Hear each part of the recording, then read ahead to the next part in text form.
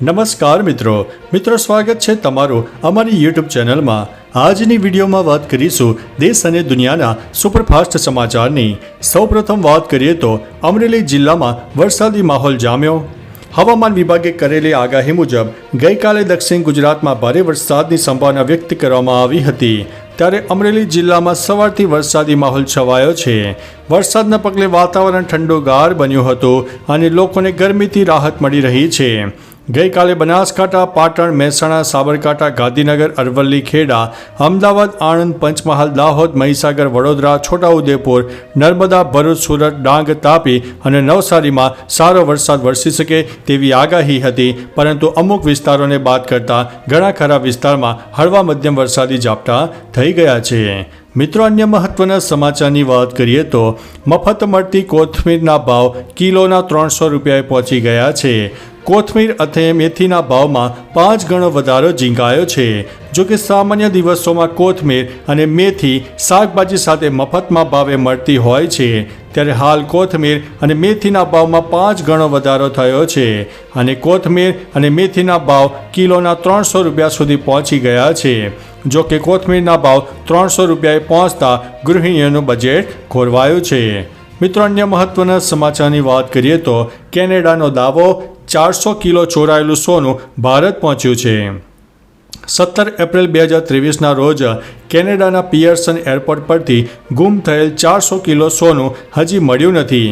ત્યાંની પોલીસે સ્વીકારી લીધું છે કે આ સોનું હવે પરત મળી શકે તેમ નથી। 6600 સોનાની ઈંટોથી ભરેલો કન્ટેનર ગુમ થયો હતો। 3 દિવસ પછી ચોરીની જાણ થઈ હતી। કેનેડાની પોલીસને આ સોનું ભારત કે દુબઈ પહોંચ્યું હોવાની આશંકા છે। તે સમયે ભારતીય રૂપિયામાં આ સોનાની કિંમત 121 કરોડ હતી।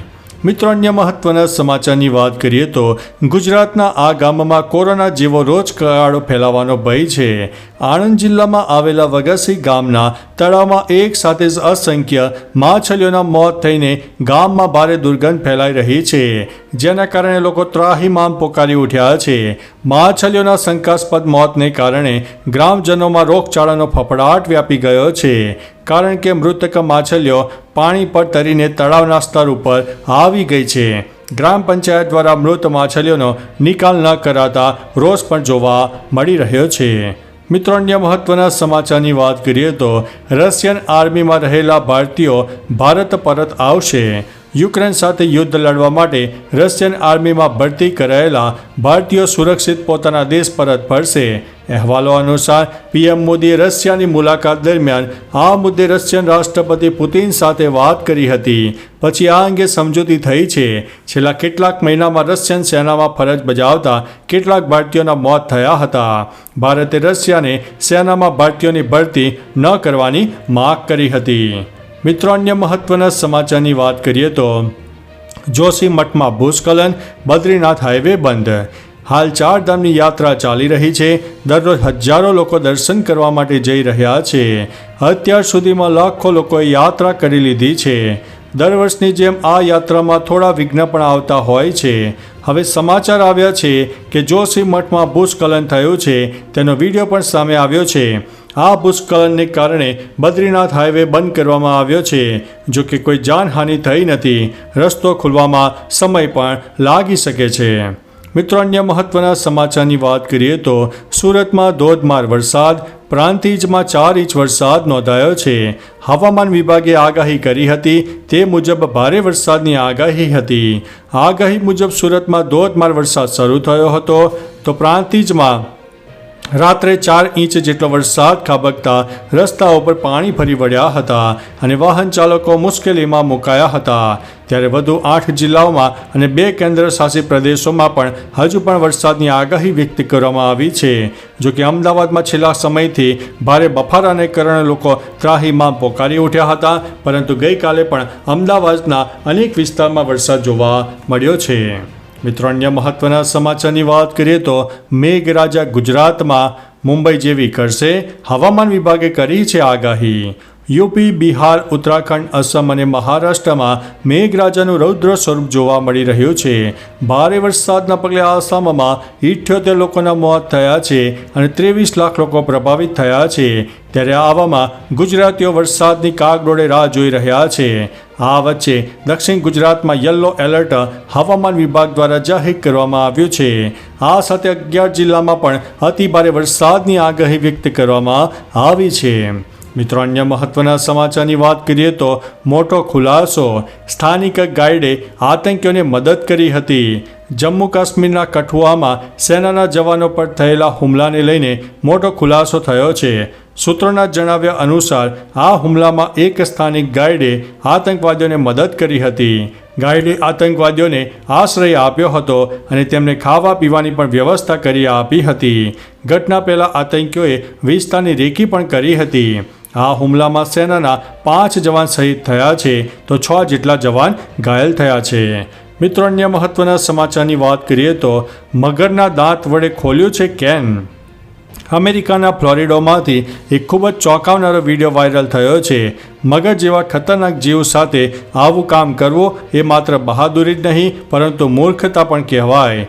વાયરલ થયેલા વિડીયોમાં 4 મિત્રો મગરના તીક્ષ્ણ દાંતનો ઉપયોગ કરીને બિયરનું કેન ખોલી દે છે.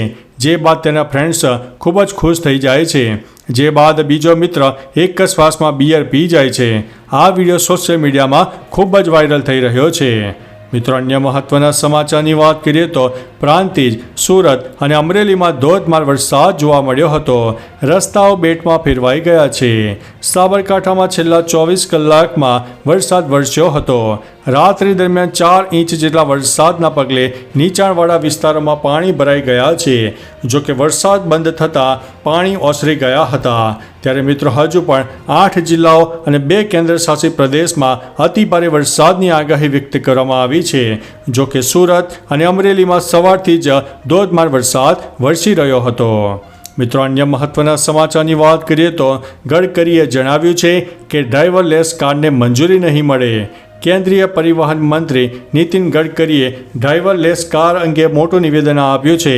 તેમણે કહ્યું છે કે હું છું ત્યાં સુધી ભારતમાં ક્યારેય ડ્રાઈવરલેસ કારને મંજૂરી નહીં આપું. મેં અમેરિકામાં પણ કહ્યું હતું કે ભારતમાં જો આવી કારને મંજૂરી મળશે તો લગભગ 80 લાખ ડ્રાઈવરો નોકરી ગુમાવશે. દેશમાં મોટી સંખ્યામાં લોકો ડ્રાઈવર તરીકે કામ કરે છે.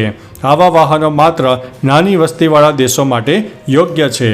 મિત્રો, અન્ય મહત્વના સમાચારની વાત કરીએ તો મહિન્દ્રા થાર થાંભલા પર ચડી ગઈ હોવાનો વિડીયો સામે આવ્યો છે.